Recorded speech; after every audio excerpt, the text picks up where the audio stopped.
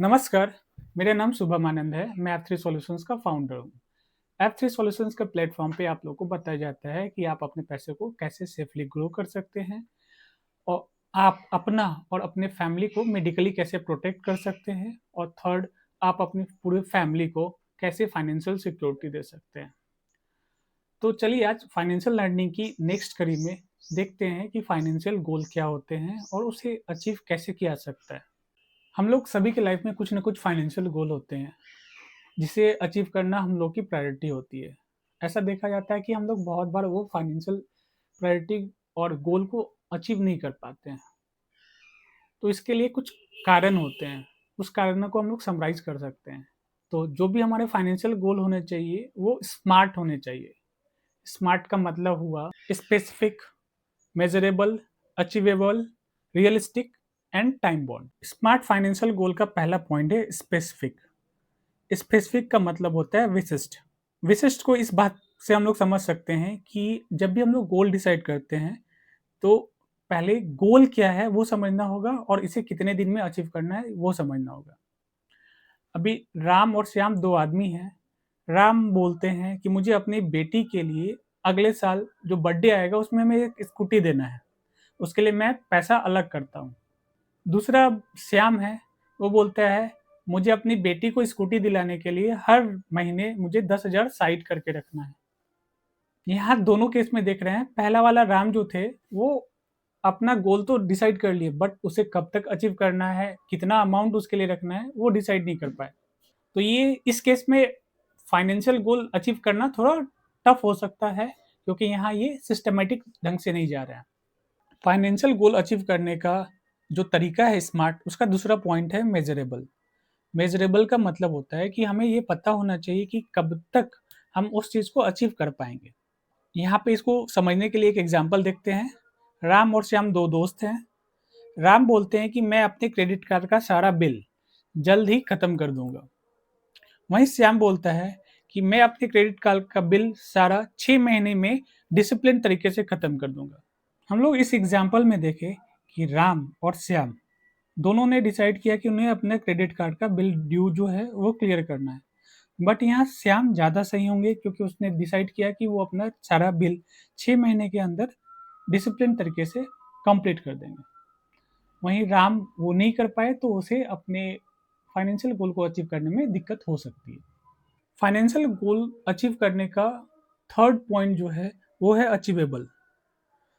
Achievable का मतलब है कि जो हम लोग इजिली अचीव कर पाए, जिसके लिए हमें ज़्यादा कष्ट ना झेलना पड़े। इसको हम लोग समझते हैं एक एग्जाम्पल से। राम और श्याम दो दोस्त हैं, दोनों मिडिल क्लास से बिलोंग करते हैं, दोनों की सैलरी 50,000 है। राम अपने इनकम का 20% इन्वेस्ट करना चाहता है, वहीं श्याम अपने इनकम का 60% इन्वेस्ट करना चाहता है। तो देखा जाए तो इन्वेस्ट यदि हम 20% करते हैं यानी कि 50,000 का 20% 10,000 हुआ। 10,000 हम लोग इजिली इन्वेस्ट कर सकते हैं बिना बर्डन का। यदि वही हम 50,000 का यदि 60% यानी कि 30,000 हम लोग इन्वेस्टमेंट में डालें तो हमें हमारे जो नीड हैं, हमारे घर की जो आवश्यकता है उसको पूरा करने में बहुत दिक्कतें आ सकती हैं और बहुत बार वो चीज़ हम लोग अचीव नहीं कर सकते हैं। तो हम लोग का जो फाइनेंशियल गोल होना चाहिए वैसा होना चाहिए जो हम लोग इजिली अचीव कर सकें। फाइनेंशियल गोल अचीव करने का फोर्थ पॉइंट है रियलिस्टिक। रियलिस्टिक कहने का मतलब जो रियल में पॉसिबल हो। राम और श्याम दो दोस्त हैं, दोनों मिडिल क्लास हैं, दोनों की सैलरी 50,000 है। राम अपने इनकम का 20% सेव कर रहा है और वो सोच रहा है कि उस 20% पे उसे हमेशा 50% 60% का रिटर्न जनरेट हो और वो 10 साल में करोड़पति अरबपति बन जाए। वहीं श्याम जो है वो भी अपने इनकम का 20% इन्वेस्ट कर रहा है। वो सोच रहा है कि एक डिसेंट रिटर्न जो कि 12-15% हो सकते हैं, उसके हिसाब से वो कैलकुलेट कर रहा है कि वो 40 साल में करोड़पति बनेगा। तो यहाँ देखा जाए तो श्याम का एक्सपेक्टेशन जो है वो रियल है, वो चीज़ पॉसिबल है। राम सोच रहा है कि उन्हें 50% 60% का रिटर्न हमेशा मिले, तो ये पॉसिबल नहीं है। तो हमारा जो भी एम होना चाहिए वो रियलिस्टिक चीज़ पे आधारित होना चाहिए। फाइनेंशियल गोल अचीव करने का लास्ट पॉइंट जो है वो है टाइम बाउंड। हम लोग का जो भी गोल होना चाहिए वो टाइम बाउंड होना चाहिए। टाइम बाउंड होने से क्या होता है कि हम लोग देखते रहते हैं कि वो कितना प्रोग्रेस हुआ, और उस गोल को अचीव करने के लिए हम लोग उस अकॉर्डिंग अपना स्टेप्स जज करते रहते हैं। एग्जाम्पल के लिए राम और श्याम दो दोस्त हैं। राम अपनी बेटी की शादी का सोच रहा है और उसके लिए वो सेविंग स्टार्ट किया है।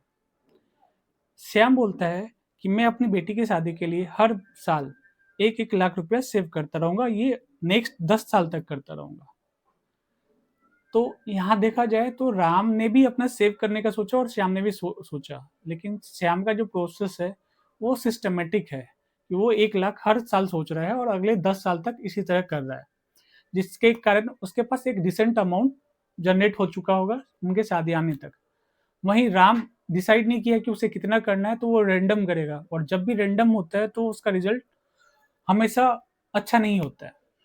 तो अब आप बताइए, आप अपने फाइनेंशियल गोल को अचीव करने के लिए ये 5 प्रोसेस को ध्यान में रख के काम कर रहे हैं क्या?